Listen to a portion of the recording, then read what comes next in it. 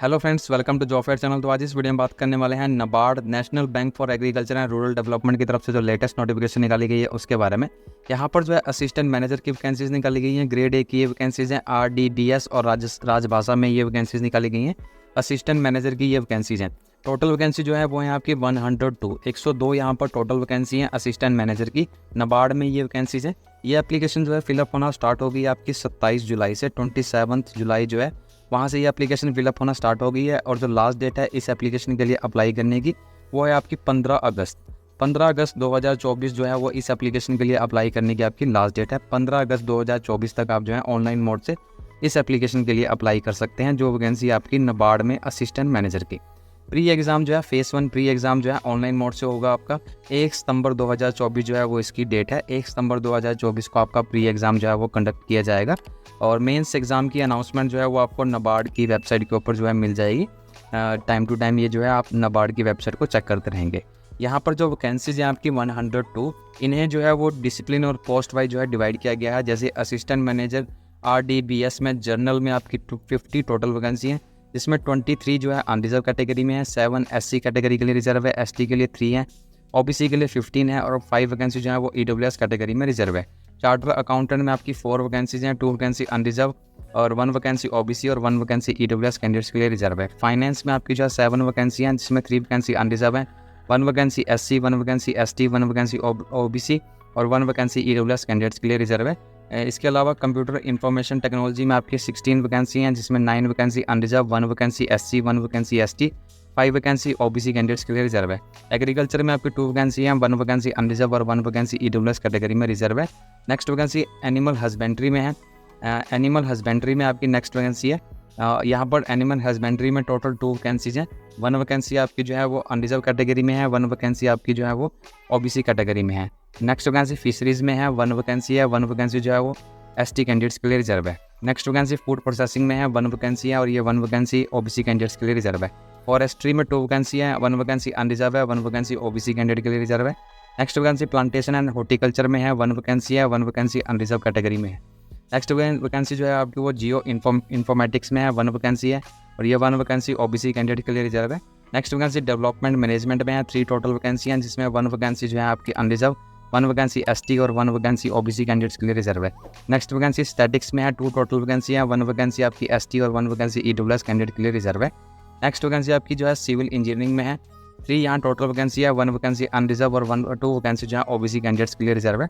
Next vacancy आपकी electrical engineering में है, यहाँ पर 1 वैकेंसी है, 1 वैकेंसी जो है ये आपकी ST कैंडिडेट्स के लिए रिजर्व है। Next vacancy environment engineering science में है, 2 टोटल वैकेंसी हैं, 1 वैकेंसी आपकी अनरिजर्व और 1 वैकेंसी ST कैंडिडेट्स के लिए रिजर्व है। Next vacancy human resource management में है, 2 टोटल वैकेंसी हैं और 1 वैकेंसी अनरिजर्व और 1 वैकेंसी SC कैंडिडेट्स के लिए रिजर्व है। इस तरह से टोटल असिस्टेंट मैनेजर RDBS में आपकी 100 वैकेंसी हैं, जिसमें 45 अनरिजर्व कैटेगरी में है, 10 ST, 10 SC, 10 ST, 26 OBC और 9 वैकेंसी जो है वो EWS कैंडिडेट्स के लिए रिजर्व है। असिस्टेंट मैनेजर राजभाषा में आपकी 2 टोटल वैकेंसी हैं, जिसमें 1 वैकेंसी अनरिजर्व और 1 वैकेंसी SC कैंडिडेट्स के लिए रिजर्व है। इस तरह से टोटल आपकी जो है वो 102 यहाँ पर असिस्टेंट मैनेजर की वैकेंसी है। नाबार्ड में ये वैकेंसी जो है नाबार्ड में है। यहाँ पर आपको कंप्लीट डिटेल में इन वैकेंसीज़ के बारे में नोटिफिकेशन में कंप्लीट डिटेल में आपको बताया गया है। अगर किसी भी चीज़ की आपको चेकिंग करनी है, चेक करना है किसी भी चीज़ के बारे में, तो आप इस नोटिफिकेशन को डिटेल में चेक कर सकते हैं। अभी हम एजुकेशन क्वालिफिकेशन देख लेते हैं। एजुकेशन क्वालिफिकेशन में बैचलर डिग्री होनी चाहिए आपके पास पर्टिकुलर डिसिप्लिन में। जैसे अगर आप सिविल इंजीनियरिंग के लिए अप्लाई करने वाले तो सिविल इंजीनियरिंग में, फाइनेंस के लिए अप्लाई करने वाले तो फाइनेंस में, चार्टर अकाउंटिंग के लिए चार्ट CA आपके पास होनी चाहिए।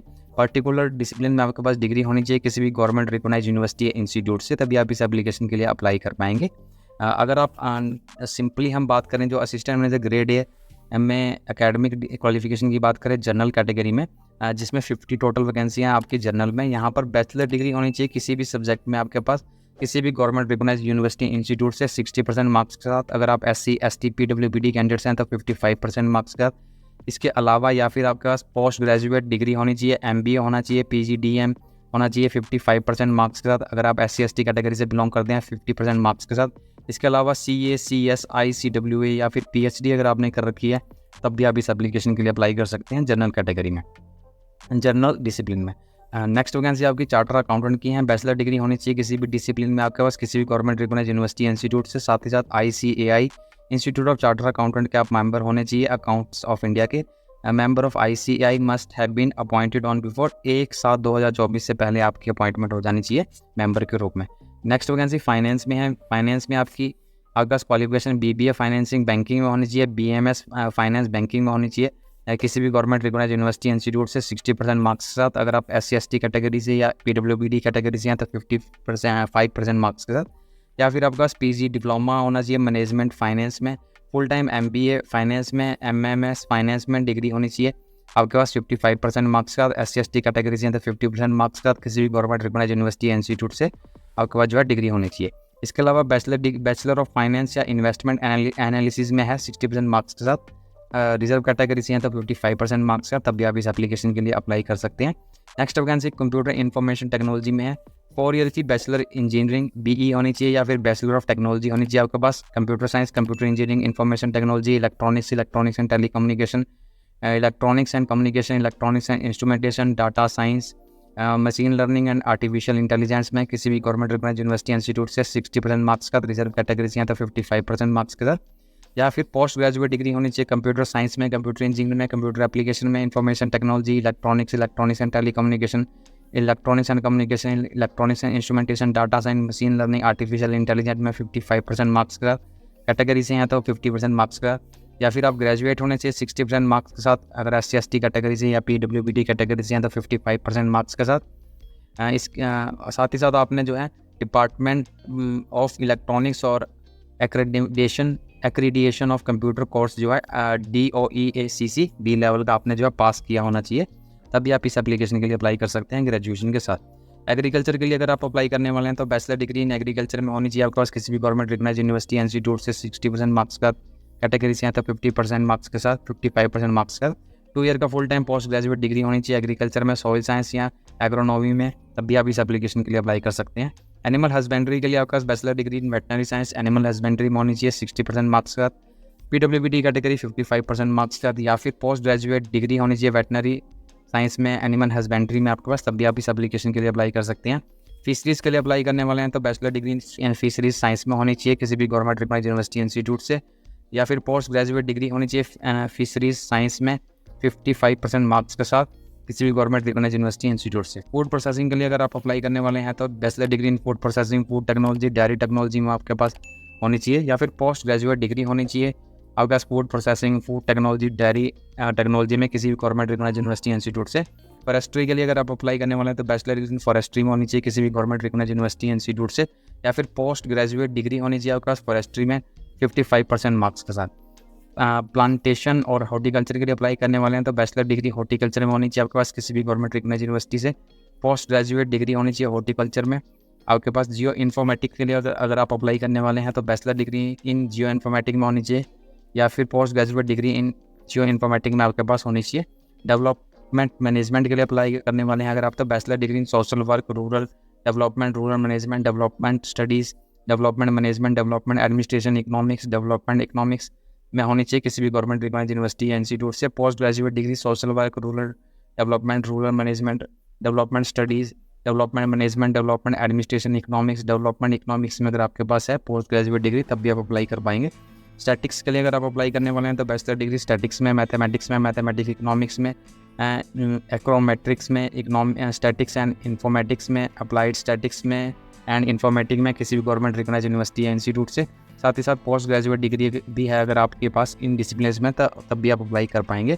सिविल इंजीनियरिंग के लिए अप्लाई करने वाले हैं तो बैचलर डिग्री या फिर पोस्ट ग्रेजुएट डिग्री होनी चाहिए आपके पास सिविल इंजीनियरिंग में किसी भी गवर्नमेंट रिकॉग्नाइज्ड यूनिवर्सिटी इंस्टीट्यूट से। इलेक्ट्रिकल इंजीनियरिंग के लिए अप्लाई करने वाले हैं तो बैचलर डिग्री और पोस्ट ग्रेजुएट डिग्री होनी चाहिए आपके पास इलेक्ट्रिकल इंजीनियरिंग में, इलेक्ट्रिकल एंड इलेक्ट्रॉनिक्स में किसी भी गवर्नमेंट रिकॉग्नाइज्ड यूनिवर्सिटी या इंस्टीट्यूट से। एनवायरमेंट एंड इंजीनियरिंग साइंस के लिए अगर आप अप्लाई करने वाले हैं तो बैचलर डिग्री या पोस्ट ग्रेजुएट डिग्री होनी चाहिए आपके पास एनवायरमेंटल इंजीनियरिंग में, एनवायरमेंटल साइंस में किसी भी गवर्नमेंट रिकॉग्नाइज्ड यूनिवर्सिटी इंस्टीट्यूट से। ह्यूमन रिसोर्स मैनेजमेंट के लिए बैचलर डिग्री या पोस्ट ग्रेजुएट बैचलर डिग्री या फिर 2 year full time post graduate degree होनी चाहिए आपके पास। ये पर्सनल मैनेजमेंट में, इंडस्ट्रियल रिलेशन में, ह्यूमन रिसोर्स डेवलपमेंट में, लेबर लॉ में, तभी आप अप्लाई कर पाएंगे। और असिस्टेंट मैनेजर राजभाषा के लिए अगर आप अप्लाई करने वाले हैं तो बैचलर डिग्री होनी चाहिए किसी भी गवर्नमेंट रिकॉग्नाइज्ड यूनिवर्सिटी से इंग्लिश में, और हिंदी मीडियम जो है या फिर और हिंदी मीडियम में, हिंदी और इंग्लिश कंपल्सरी सब्जेक्ट होने चाहिए या फिर इलेक्टिव सब्जेक्ट होने चाहिए। 60% मार्क्स का आपने जो की होनी चाहिए। पीजी डिप्लोमा ट्रांसलेशन में होना चाहिए आपके पास, Hindi to English and vice versa में। इसके अलावा candidate must have study English and Hindi as a subject at least 2 year of bachelor degree course. Bachelor degree में आपने हिंदी या इंग्लिश जो है कम से कम पढ़े होने चाहिए 2 साल के लिए, 2 साल की डिग्री में। मास्टर डिग्री अगर आपके पास हिंदी में है तब भी आप अप्लाई कर पाएंगे। और जो इंग्लिश भी आपने एज ए मेन सब्जेक्ट या इलेक्टिव सब्जेक्ट के रूप में पढ़ा होना चाहिए। मास्टर डिग्री अगर इंग्लिश में है तब भी आप अप्लाई कर पाएंगे। अगर आपने Hindi as a subject elective या कंपल्सरी सब्जेक्ट के रूप में पढ़ा है तब भी आप इस एप्लीकेशन के लिए अप्लाई कर सकते हैं। यहाँ पर जो आपकी एज लिमिट रखी गई है, एज लिमिट जो है वो है आपकी यहाँ पर मिनिमम 21 ईयर्स के आप होने चाहिए, 21 साल मिनिमम होने चाहिए और 30 साल आपकी जो है वो मैक्सिमम एज लिमिट है। 30 साल की आप मैक्सिमम एज लिमिट आपकी यहाँ रखी गई है।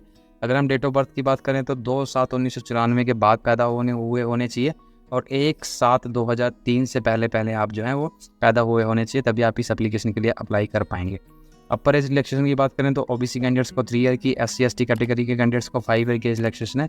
इसके अलावा एक्स सर्विसमैन PWBD कैंडिडेट्स को 10 ईयर की है, जनरल कैटेगरी से हैं तो OBC कैटेगरी से है तो उनको 13 ईयर की है और PWBD candidate SC ST category से है तो 15 ईयर की एज रिलैक्सेशन जो है यहाँ प्रोवाइड की गई है। सिलेक्शन प्रोसेस में प्री एग्जाम होगा आपका, जिसमें 200 टोटल क्वेश्चंस आपसे पूछे जाएंगे 200 मार्क्स के, जिसमें test of reasoning, English language, computer knowledge, quantitative aptitude, decision making, general awareness, economics and social issues, agriculture and rural development with emphasis on rural India के ऊपर यहाँ पर जो है क्वेश्चन पूछे जाएंगे। दोनों लैंग्वेज में ये क्वेश्चन आएंगे। 120 मिनट्स आपको जो है 2 घंटे का टाइम जो है आपको दिया जाएगा। उसके बाद आपका मेंस का एग्ज़ाम होगा, जिसका सिलेबस भी जो है आपको यहाँ पर डिटेल में दिया गया है, जिस सिलेबस को आप इस नोटिफिकेशन में चेक कर पाएंगे।